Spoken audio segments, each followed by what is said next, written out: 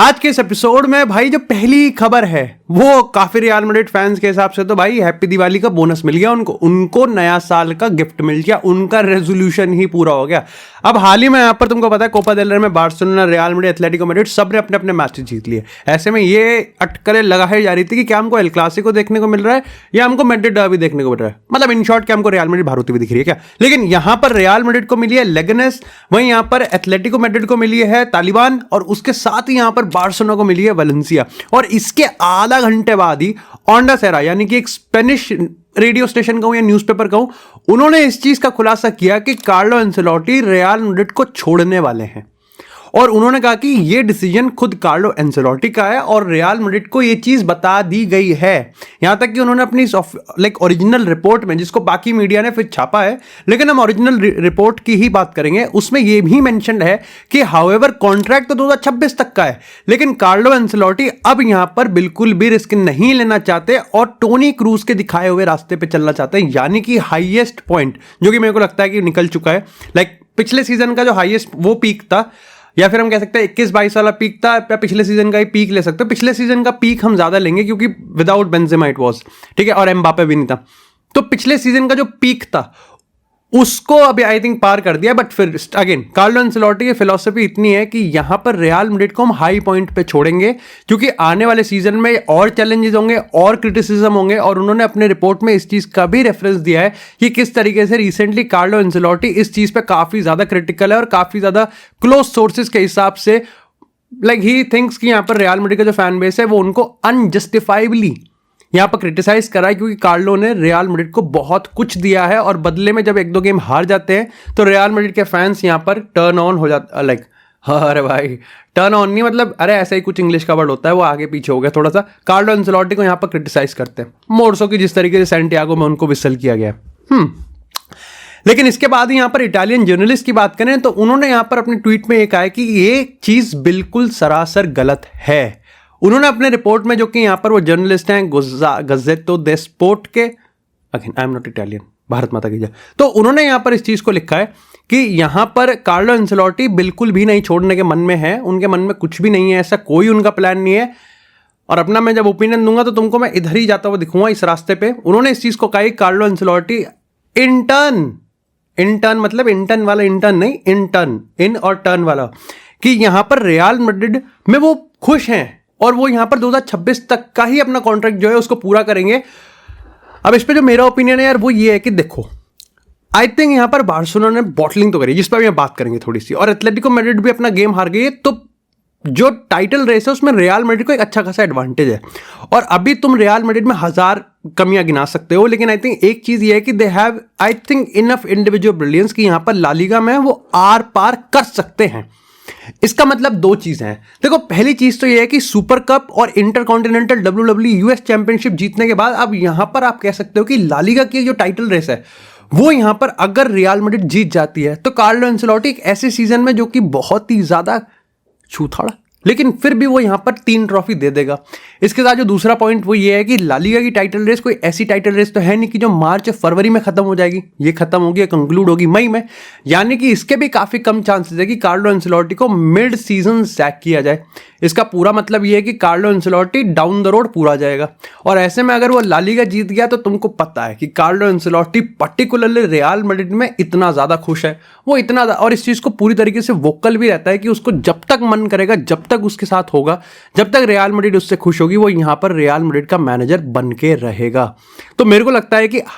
अब इसमें बस एक बट है, ये एक व्हाट इफ सिचुएशन है। अगर real Madrid champions league playoff में, जो कि मेरे को लगता है टॉप 8 में तो जाएगी नहीं, अगर वहीं ही बाहर हो गई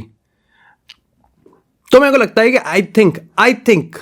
रियल मैड्रिड एक एक्सट्रीम मेजर ले सकती है। लेकिन इसमें भी मेरा ये मानना है कि अगर रियल मैड्रिड चैंपियंस लीग से बाहर होगी, मान लो प्लेऑफ से ही बाहर हो गई, ठीक है, या फिर हम कह सकते हैं कोपा डेल रे के क्वार्टर सेमीफाइनल में ही बाहर होगी,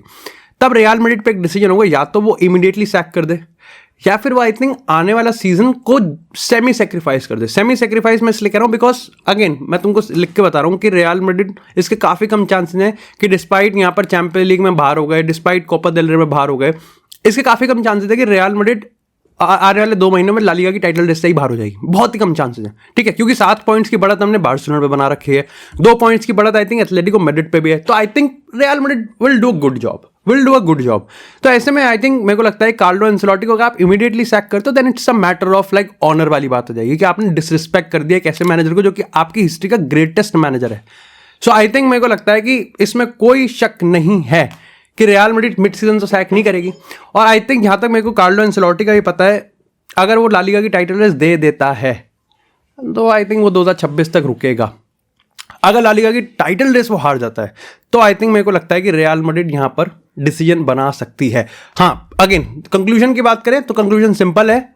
real Madrid will be the one जो कि डिसाइड करेगी, not Carlo Ancelotti. Carlo Ancelotti खुद छोड़ के नहीं जाएगा, ये मैंने पहले भी कहा है, ये मैं अभी भी इस चीज़ पे स्टैंड करता हूँ एंड इसमें कोई बुरी बात नहीं है, but I think Real Madrid particularly Florentino Perez, अगर हम जावी अलोंसो की बात करें जो कि इस समय रियल मैड्रिड के स्टेडियम में है, जिनकी टीम अभी यहाँ पर ट्रेन भी करेगी अपने मैच के बाद, ऑफ कोर्स रूमर्स आने ही थे, खुद जावी अलोंसो का कॉन्ट्रैक्ट भी 2026 तक है। आई थिंक यहाँ पर अगर कार्लो को सैक किया जाएगा at the end of the season तो it would be only and only if for जावी अलोंसो। अगर इनमें तीनों में कुछ ट्रिपल थ्रेट थ्रीसम यहाँ पर साठगांठ हो गई तो मेरे को लगता है कि यहाँ पर जावी अलोंसो कह देगा कि भाई मैं लेवरकुसन में एक सीजन और रहूंगा, कार्लो एंसेलोटी तू एक सीजन और रह ले, और यहाँ पर रियल मैड्रिड कहेगी ठीक है 2026 में आ जाओ। प्रॉब्लम बस यहाँ पर यह है कि देखो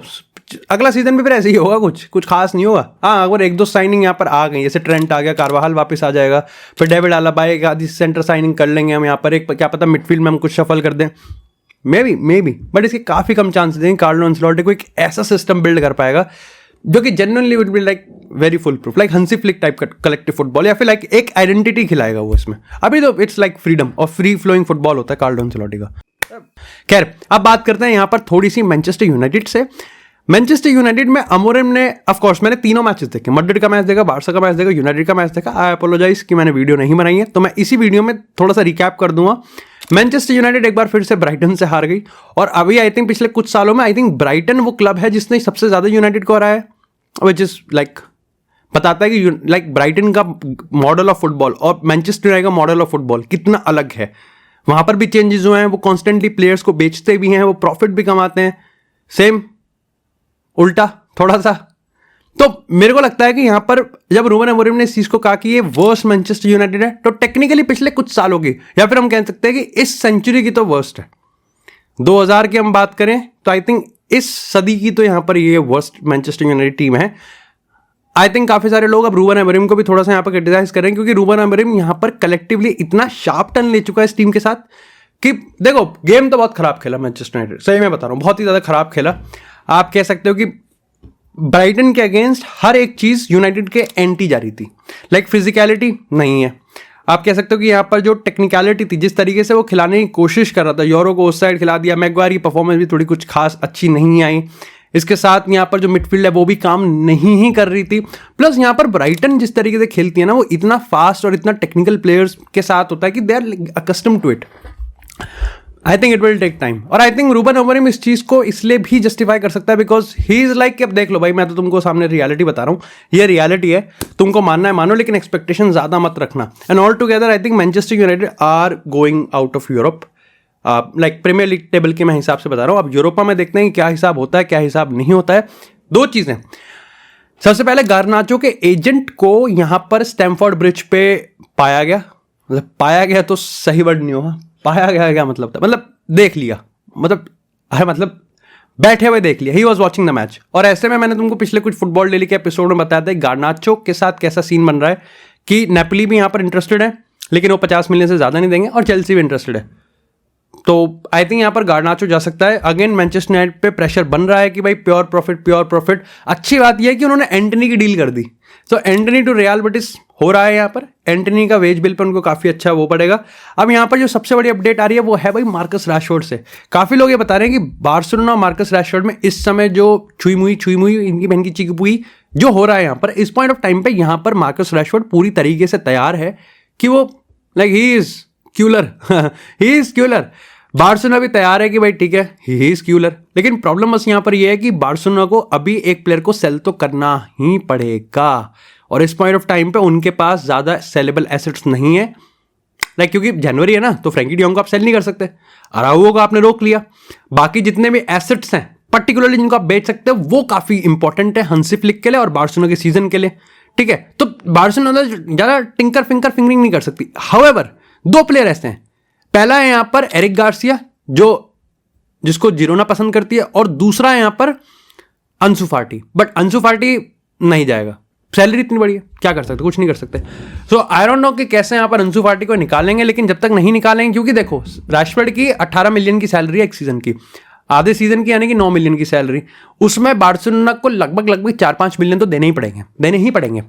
सो it's remain to be seen कि यहाँ पर क्या होता है। डेडलाइन डे तक आई थिंक मेरे को लगता है कि यहाँ पर मामला जा सकता है, बट इसी के साथ यहाँ पर बात करते हैं अब थोड़ी सी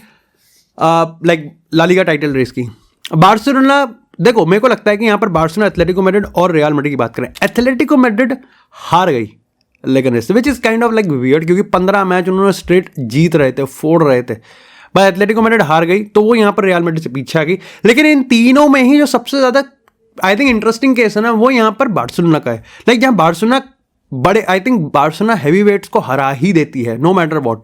बार्सिलोना पर्टिकुलरली यहाँ पर इस पॉइंट ऑफ टाइम पे, अब देखो गेटाफे की अगर मैं पर्टिकुलर मैच की बात करूं तो एंटी फुटबॉल खेलता है वो क्लब फुटबॉल के नाम पे कुछ भी खेल देता है, ऐसा मैं मानता हूं। ये मैच कंट्रोवर्शियल भी था, ऑफकोर्स रेफरिंग डिसीजंस की मैं बात करूं या फिर मैं वैसे यहाँ पर जो कुछ चीज़ें जो वायरल जा रही है उसके हिसाब से मैं बात करूं, लेकिन मेरे को लगता है कि जो सबसे खराब आया वो है कि थोड़ा सा आई थिंक रफीनिया और लेवेंडोव्स्की का जो उसमें मैच परफॉर्मेंस थी वो खराब है, but I think Holi base पे बात करूं तो लेवेंडोव्स्की इज द वन जिसकी वजह से आई थिंक बार्सिलोना थोड़ा स्ट्रगल कर रही है, क्योंकि यहां पर जो चांसेस मिस हो रहे हैं ना, यही है वो कैच और लाइक मेक और ब्रेक वाली चीज। दूसरी चीज आई थिंक आपने गोल मारा जो कि बहुत इंपॉर्टेंट है गेटाफे के अगेंस्ट। पिछले कुछ सालों में Getafe has been the club जो कि बार्सिलोना के है करता है नाक पे दम। देन यू जस्ट लाइक आपने उनको इतनी आसानी से एंट्री दे दी, और वो भी मेरे को लगता है कि गोल खाने के 5-10 मिनट के अंदर अंदर उन्होंने यहाँ पर अपना इक्वलाइजर मार दिया। एक चीज बहुत अच्छा स्टैट मैंने इस चीज के रिगार्डिंग पढ़ा था कि सबसे ज्यादा जो सब्स्टिट्यूट हुआ है, सेकंड मोस्ट सब्स्टिट्यूट जो हुआ है हंसी फ्लिक के स्क्वाड में, वो लेवेंडोव्स्की है,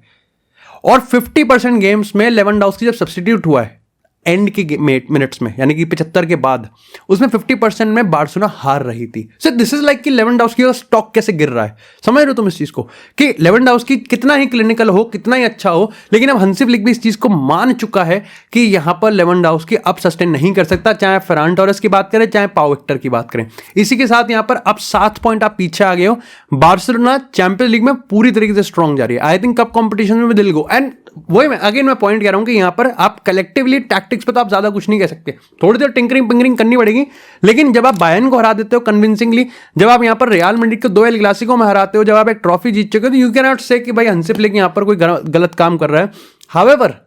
आई think you need to like freshen up things up front, ठीक है, आपको थोड़ा करना पड़ेगा। और मैं तो आई थिंक कहता हूं कि हंसी फ्लिक के एक मॉडल में एक चीज है कि how do you close the game, how do you sustain your like your lead, ठीक है। अगेन गेटाफे तो I despise that club, I think वो छोटे क्लब्स का, वो गरीबों का पीएसजी है। But again